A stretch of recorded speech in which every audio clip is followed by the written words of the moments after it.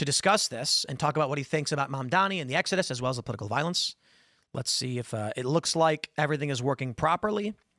Let's get it rolling. Gavin, can you hear me? Yes, I can indeed. How's it going, buddy? Good, man. How are you? I'm doing well, although stories every single day seem to indicate it's getting crazier and crazier out there with political violence and hyperpolarization. And so we've got this one story I want to kick it off with.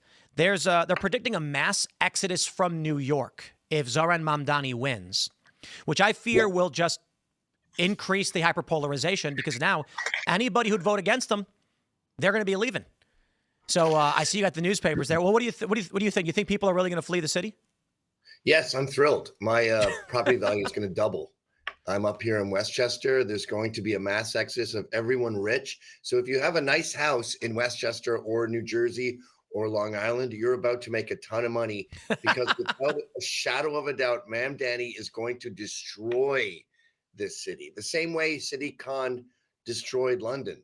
I mean, we're about to have a Muslim problem for the first time ever.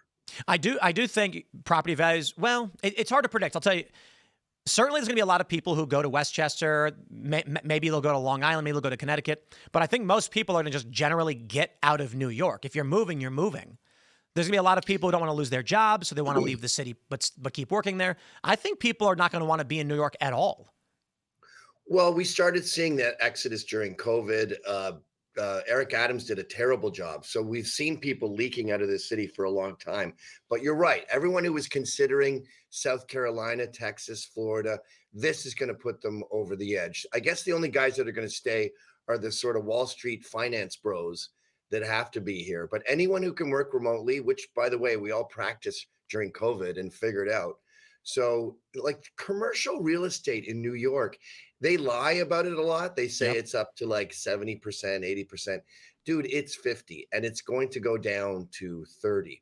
And one of the catches is with Bill de Blasio, he set up this tax law where, you know, if you own the Empire State Building and you only rent out one office, the landlord only pays for that one office. So there's no real incentive to have successful commercial real estate in New York.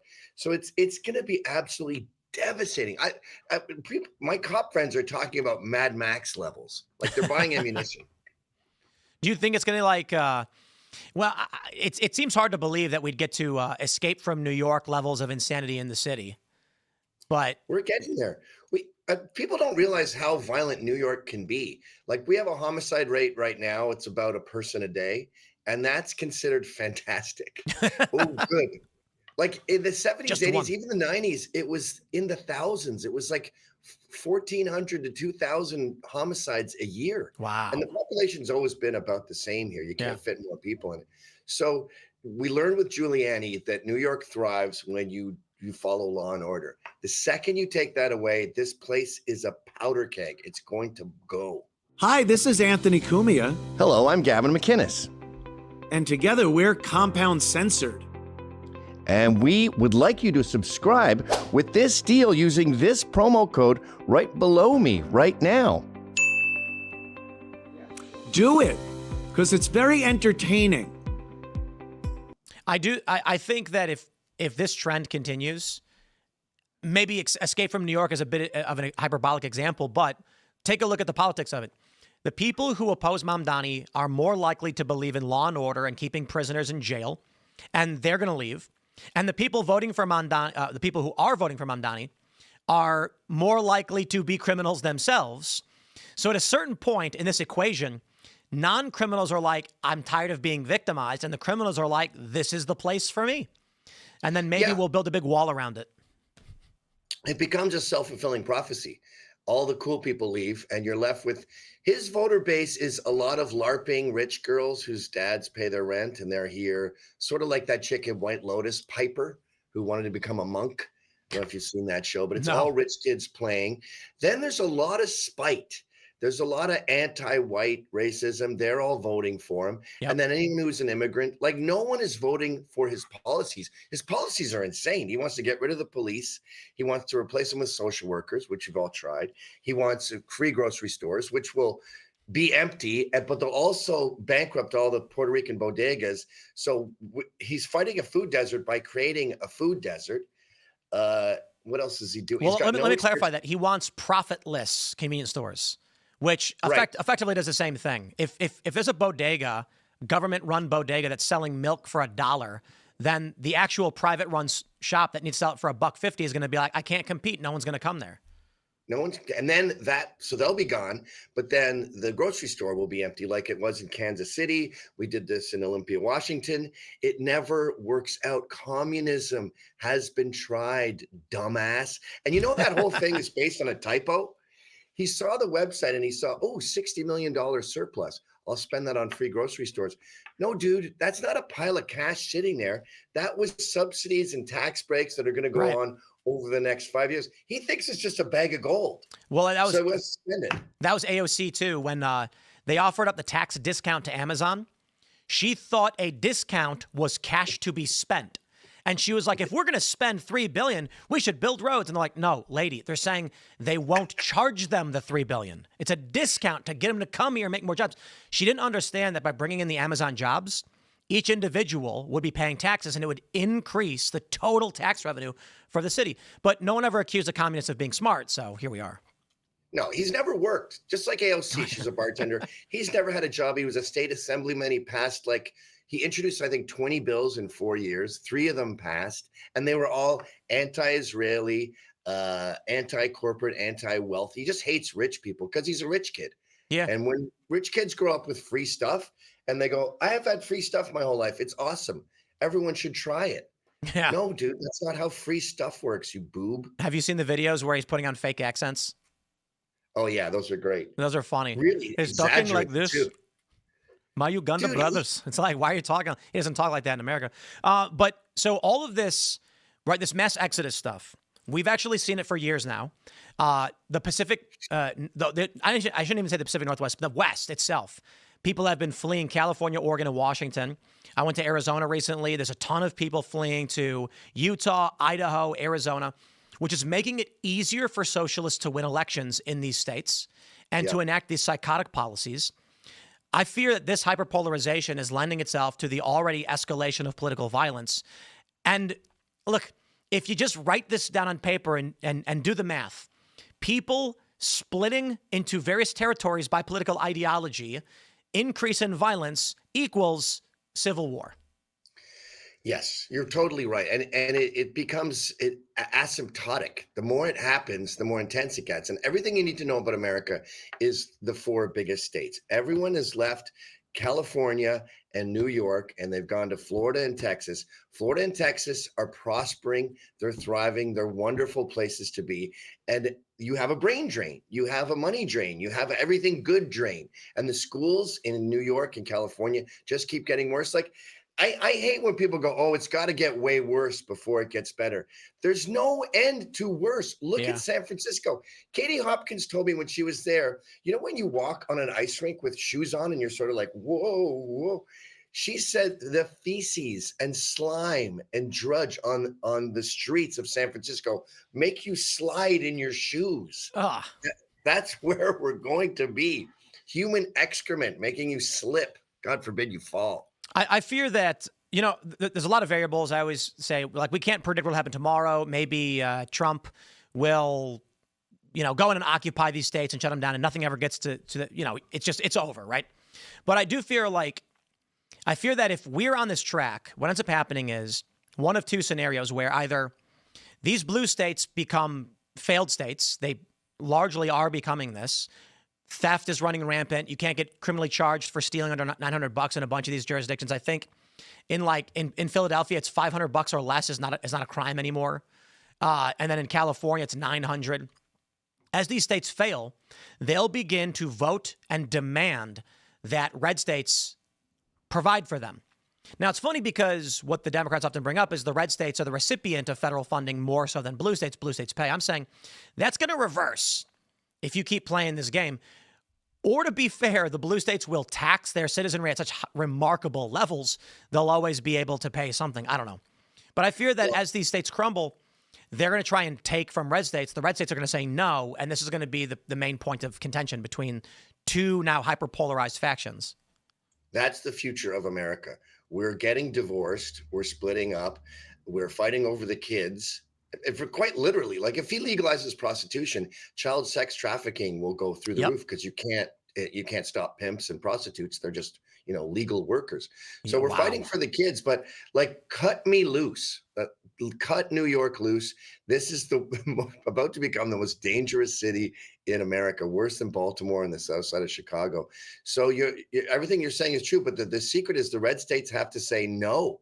We're Yeah. not helping you out. We're cutting you loose, New York. We're cutting you loose, Chicago. We're cutting you loose, San Francisco. I don't want to deal with this mess. That's a great point about Mamdani wanting to legalizing sex work. It's because sex work is work, he says. And then what happens when you have an underage girl walk in the streets being forced to do so by some pimps? Maybe she's from Guatemala and they forced her to do it because they will. And then when the police come and say, we want to stop this trafficking, they go, we have no probable cause to stop a legal worker in New York. And so any information they gain from this young woman to stop the trafficking will be, it's the exclusionary rule, the fruit of the poison tree. Sorry, you had no legal reason to stop this legal worker. That's the game they're going to start playing. The scary thing is what we saw in California, where they found those child slaves working on the pot farms. The cartel members are bringing families and children into this country illegally and then saying, now you have to work to pay us off. So the family then brings these children, and the children don't choose to be there and don't want to work, but they're forced to by the cartels who brought them here. So now you have child slavery. Once they make prostitution legal, those little girls are going to be doing more than just picking marijuana on the streets of New York. And that's what's terrifying about it. Isn't it? It's a nightmare scenario. And it's the kind of thing, like when I was 17, I was like, prostitution should be legal, man. Sex work is work. You say stuff like that when you're a teen. Then you hear about the cartels and how they use kids as soldiers and spies and prostitutes. And you go, oh, that dumb pie in the sky thing I said when I was 17 is idiotic. But he's still in the 17-year-old phase of his life. I don't know. Maybe he just wants to destroy the fabric of this country. And this is how you do it. Yeah, that's the best case scenario, is that he's evil and smart. I think he's evil and retarded. Yeah. And I'll say something crass, but I'll keep it light just for the sake of people who maybe listen to this. Well, earmuffs for your kids. My response to all these leftists, and they say sex work is work. I said if that was true, it would be illegal for the boss at a Starbucks to require the young women working for him to take care of him in the back room as part of their jobs. And as soon as you mention that, all the feminists lose their mind and get offended at the idea that a male manager could require that of his female staff. And I'm like, but why? It's no different than taking the garbage out. If there's a manager at a Starbucks and he says, hey, I know you're the barista, but garbage got to go out, you say, fine, right? Because taking the garbage out is work. If it's work is work, right? Yep. I don't think people get that New York City, the wolves are at the door. Like I'm not a big cop guy. I don't want everyone getting arrested for jaywalking. But for some reason in New York City, when you really follow the letter of the law, broken window theory, turnstile jumpers, all that, New York gets cleaned up overnight. We learned that from Giuliani. I don't like people getting arrested for jumping a turnstile. It sounds fascist, really. But for some reason, New York needs that level of discipline. And without it, it's not like we're in Finland here and everyone is going to abide by the law and help out. The second you let your guard down, this city just eats itself. You know how LA's subway system works, though, right? I don't know if they've changed it because I haven't been there I haven't used the train there in a long time, but it was honor system. You just walk in. You walk in, you get on the train, and what they would do is they would place cops at random train stations to check people. But it was always the dumbest thing, because what would happen is, like, I'd be on the train, and I, of course, always bought my ticket. It was $2. But I'd see people get off the train.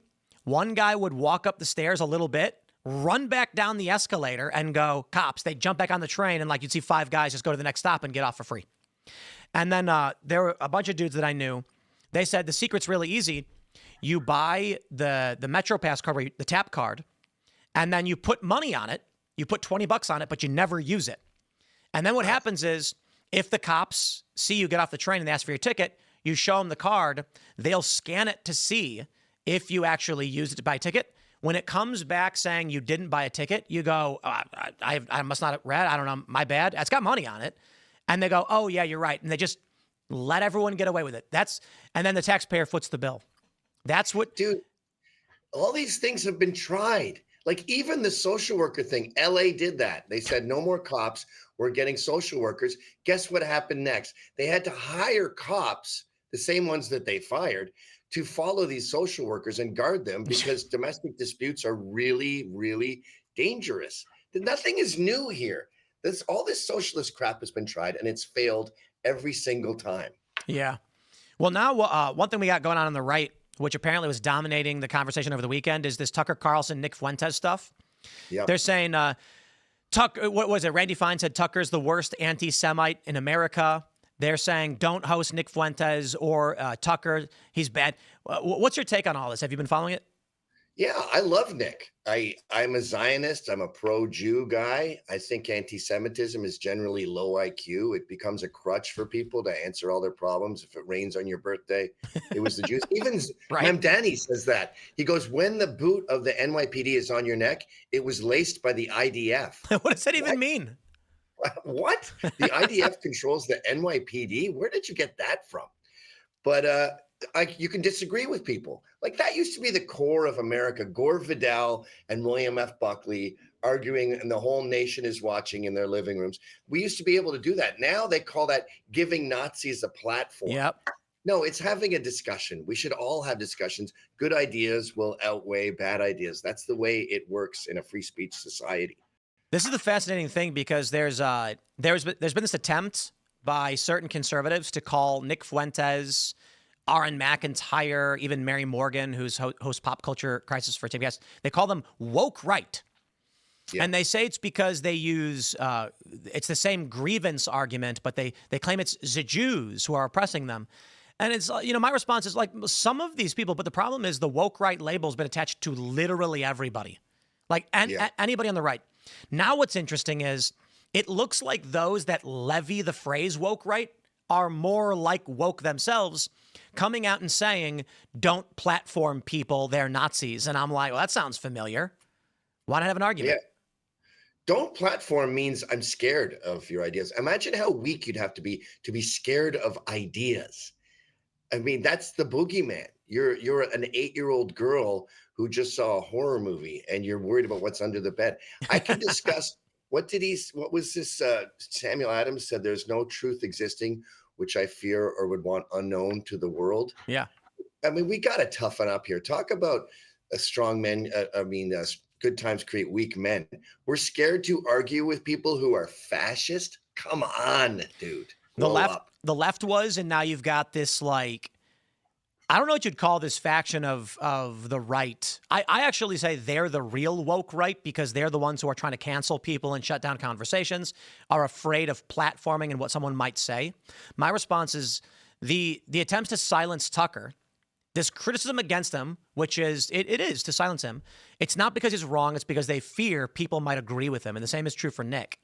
The argument there is not that Tucker is right or that Nick is right. It's that you don't know what you're talking about and you've not actually fleshed out your moral worldview. So you're saying, don't let anyone challenge it. Well, I can predict for you, you're going to lose if you do that. This is why when you see these guys go into protests and some orange vest will come up and say, don't talk to him, he's right-wing media.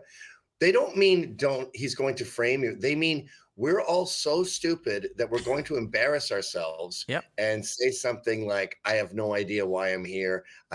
Trump's a liar. Okay, can you give me an example of some of his lies? Oh my God, where to begin? So many. Well, just begin at the beginning then with your favorite 3. And they can't respond. So then that goes viral. They get embarrassed. And now their thing is don't talk, don't give Nazis a platform. But what they really mean is don't allow us to be embarrassed by our own stupidity. Yep. And so I think where this goes is I don't think that the pro-Israel side is going to win this one. I was at a meeting earlier this year, which was highly controversial to some people, where Netanyahu was there. And it was like, I don't know, a dozen or so media personalities, journalists, Netanyahu, and some government officials. And I explicitly said, 10 years from now, Israel support's gone. Because Gen Z is either on the right, anti-interventionist, with some being anti-Israel, and on the left, purely anti-Israel. So let me ask you this. You say you're a Zionist. Why is it that the pro-Israel side tends to be just so bad at the public relations game? They don't care anymore. Like if you go up to a Hasidic Jew and you say, Howard Stern said something anti-Semitic, he said that you're all a cult. They could not care less. They're like the Amish. They have separated themselves from the rest of society. And I think the old Israelis used to try to like play the Western game. Now they're like, all the gloves are off. I couldn't care less how you feel about me. I am at war with Palestine, and I'm going to win this war. You can like me or not, couldn't care less. And then you go, well, you're going to lose your funding.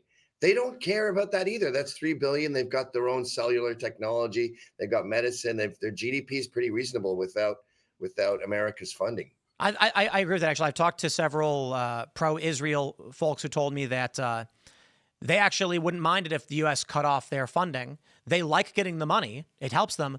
But some of them actually argue maybe it's time that we stop this because it's creating the political tension. The argument I was told was an alliance between the U.S. and Israel is good, but the funding is the principal point of contention for many Americans. Stop funding Israel, and a lot of people won't care so much about the alliance between the U.S. and Israel. But I mean this. There are a lot of people on X that, you know, they're trying to argue against Tucker, Nick, or whoever is very critical of Israel or even just outright anti-Semitic. But their posts are always like just not well thought out, cringe. I don't know. I don't want to name drop anybody and just drag and create drama between me and some of these personalities. But like holding up signs that say Tucker is not MAGA is probably the least effective way to actually challenge Tucker Carlson. Yeah. Yeah. And I don't think any of them watched the debate. It was pretty tame. Like Nick he's definitely an anti-Semite, but like he doesn't think that the Jews shot Charlie Kirk. I think a lot of people just assume when you see someone as critical of Israel, you assume they are full on David Duke conspiracy theory nut bar. But that's why it's so important to talk to these people, because you realize, oh, you're pretty moderate. We just disagree on this and this. And that's what I said to Nick too about Israelis. I go, you don't realize how many of them are totally okay with not having the funding. Right. So if that's the only thing that you guys are mad about, or the principle. Yeah, I do love you pointed out how it's like it rains on your birthday and the Jews did it. When Mamdani said the boots of the NYPD are laced by the IDF, my reaction was like, what does that mean? But this is what I refer to as Israel derangement syndrome. And then the problem is you can spot, in my opinion, the Israel derangement syndrome when someone immediately thinks you're talking about them when you say it. And I'm like, no, dude, you're allowed to criticize Israel. You're allowed to only criticize Israel and care about nothing else. But when you blame Israel for rain on your birthday, and obviously figuratively, you are nuts. Well, have you noticed it becomes such a crutch that when you party with these people, 2 beers in, it's back to the Jays. Like they're so mad that you are not part of their anti-Semitism. Yeah. They're like vegans. I'm like, dude, can we talk about something else, please? Like as Mike Cernovich said, he goes, I'm happy to talk about Jews once a week, but then I need a break. These people, they just go on and they won't drop it, man. Oh, dude. It's brutal. A few years ago, so we have a Discord server for the company now. We created rules and moderation to keep things on track for the community. But when I first started my first Discord years ago, back in like, I don't know, 7 years ago, it was just me. And I made it and said, come hang out. Let's talk about the news of the day. The videos that I make are about the news of the day. These people, man, I had to shut it down, legit, because what would happen is it got infiltrated by just like a dozen people. And I kid you not, one of the things that exemplifies the problem is someone posts, what did you guys have for lunch today? Then someone else says, oh, I had a sandwich. Someone else says, I got pizza. Then someone else goes, oh, yeah, I got pizza as well. Have you ever tried New York pizza? And someone's like, oh, of course I've had New York pizza. Have you ever tried pizza outside the country? One person goes, I've had pizza when I was in Italy. It's a bit different. And then someone goes, I had pizza in Israel. And another guy goes, man, I can't stand pizza in Israel. It's not done right. But you know the problem with Israel? And then in 30 seconds, a question about lunch turned into the Jews. And then this kept happening, where someone would be like, the news today is the Supreme Court. And then someone would be like, I don't like their decision regarding, federal funding for the military. Well, the military didn't spend so much time focused on Middle Eastern nation building. Well, it's Israel's fault. And I'm like, oh, here we go. It's exponential too. It's just like you were saying with New York City, all the people that would vote against him are going to leave, so they'll just keep accruing more power. Yep. It's the same with these chats and comments and message boards where the Jews in your sandwich guys, they get in there, and then other people go to the chat and they're like, oh, this is a big like Nazi Jew thing. That's not my cup of tea. So then they leave, and then it just poisons the well. It's more and more. And I criticize black people for blaming whites for all their problems. And, I could never be a lawyer or be successful because of racism. It would hold me down. And I'm like, dude, it's 2025. You're letting this phobia of whiteness dictate how you live your life. And these anti-Semites are the same way. Like, I'll happily discuss it. Let's put aside a half an hour, and then I got to get on with my life, please. I completely. That's why I call it Israel derangement syndrome. But I'll give some pushback. There are these conservatives, like, again, ban Nick, ban Tucker. They don't want to argue the issue. They want to silence people. They act like they are woke as well. It's weird to me when I see an American-born conservative in their mid-30s, for some reason, be diehard pro-Israel, where they come out with fervor, and I'm like, you have not explained to me. I consider myself Israel ambivalent. I'm like, I don't really care. I don't think of it on a day-to-day basis. In the context of military intervention, I'm opposed to the funding of foreign governments like this. But I don't understand how it just seems fake, in my opinion, these people coming out and fervently being pro-Israel. Yeah, well, I guess I'm one of them. But the thing I try to convey to people about Israel is you don't understand how much nuance there is there. Like we just discussed, these people are happy to give away the $4 billion. They don't want it anymore. You read like Haaretz, which literally employs Antifa members. Like it's an anti-Zionist newspaper in Israel. The media there reads like David Duke sometimes. Like you see way more anti-Semitism in Israeli media than would ever be allowed in American media. So it's very nuanced, and the Hasids and the Orthodox hate the seculars. I mean, and then Nick will say, well, they do feel sort of an ethnic affiliation. The same way maybe a judge feels kind of bad when he sentences a black judge sentences a black guy to life in prison. He's still there might be a little bit of an affiliation there, like, oh, my brother, how did you blow your life so badly? But he's still going to jail for life. Like they still despise these, I call them Ginos, Jews in name only, these secular Jews who are pro Mamdani. Yeah. There's rabbis for Mamdani, if you can believe that. That's wild to me, especially considering that, what is it the last verse of the Hadith about killing the Jews? Yeah, they're not big fans of the Jews. Yeah. But we're 1 day away. We're 24 hours away. Sliwa's got to drop out. Zohran is at like 40. Those two are at like 30 and 20. We could get up to 58 if Sliwa and Cuomo would merge. I can't believe I'm sitting here rooting for Cuomo, one of the worst politicians in New York's history. But that's the downward spiral, man. Because a lot of people are going to be like, who cares? Like maybe the acceleration is better. But I will say this. When I refer to these like pro-Israel individuals who have bad, I don't consider you in that group. You're allowed to like Israel, calmly and rationally have a conversation with Tucker and Nick or not if you want. It's just that there are these people who are fervently pro-Israel who say no conversation allowed. They come off as woke, deplatform the Nazis. And at the same time, like it is the fervent zealotry of any issue that makes me question why people feel this way. So you have it with Trump, obviously. You don't have it with a lot of issues, but you have Israel and you have Trump as these like emotional issues where people are just blindly attached one way or the other. Yeah, I'm kind of like that with Trump. I have Trump derangement syndrome in reverse. Like if he murdered someone, I would assume that guy was being a dick and probably deserved it. Like, when he said I could shoot someone on 54th Street and get away with it? Was it Fifth Avenue? I wish he would shoot someone on 54th Street. I would stand by him if he did it. Well, the assumption being, of course, if Donald Trump, as the president and chief law enforcement officer and commander-in-chief, was defending this country from violent criminals threatening death against us, it would be pretty amazing to see him personally going out enforcing the law. But anyway, cool. so I don't know. They're calling it a civil war or whatever, but it's always been, I describe my politics, I was having this debate over the weekend as, stop making me defend insert person. Because with Trump, it was always stop making me defend Trump. But when you lie about him over and over again, I'm going to call you out for it. The same thing is true with Nick. Nick's got a whole bunch of really bad, I would say, abhorrent opinion, praising Hitler, saying just nasty things, being a dick about it. And okay, like we can point it out.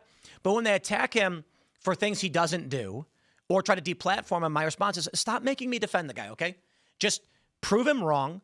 I think Ben Shapiro does a pretty good job, but a lot of these people just seem to be overly zealous. But so we're just about out of time. Last question for you. Where do you think we're going in the next few years with all this political violence? Well, Europeans always ask me that because they assume that Proud Boys are going to take to the street and start shooting people because they watch too many movies. We're like, it's going to be Red Dawn. It's not very sexy. It doesn't sell newspapers, but I think what we're going to go through is a quiet divorce. Like you can have New York, I'll get Connecticut. You can have California. We're already doing it. We're parsing out land here. We're making our own little Palestines and Israels all over this country, and we're not going to be friends. Like soon real estate agents will tell you, oh, this is the MAGA area. This isn't, and people will move to places based on political beliefs, which when I was a kid in the 70s, you had no clue who your neighbors voted for. It was none of your business. Now there's going to be maps where you go, I live in the liberal spot. It's worse than that. You have no choice. I live, it's technically like a quad state area because within 20 minutes I can be I'm in West Virginia, Maryland, Virginia, or Pennsylvania. Jay Jones, if he wins in Virginia, I told my wife, I'm like, I don't know that we can go to Virginia if a guy who wants to murder conservatives is in charge of law enforcement. We already have this issue with venue selection. I was dealing with a copyright issue. And first thing the lawyer I talked to the law firm says is, which jurisdiction are you going to file this in? Because if it's a Democrat jurisdiction, you'll lose. And I said, wait, hold on. It's a copyright issue. It's not political. And they were like, no. You're not going to get a jury in a civil case over walking a dog agree with a Trump supporter right now. So absolutely, this is where we're at. Anyway, Gavin, thanks for hanging out. It's been a blast. Where can people find you? Censored.tv. We've merged with Anthony Cumia's Compound Media, so we're Compound Censored. I'm also, after a 7-year gulag, I'm back on Twitter, Gavin_McInnes, back on YouTube, Gavin_McInnes. And I've noticed when I walk around the streets of New York, I get like selfies as opposed to spat on. Wow. So I think there's a cultural shift going on, even in this hellhole called New York City. Yeah. Well, right on, man. I appreciate you hanging out, and we'll see you next time. Thanks for having me. Take care. So if you enjoyed that clip, then subscribe to Compound Censored using this promo code.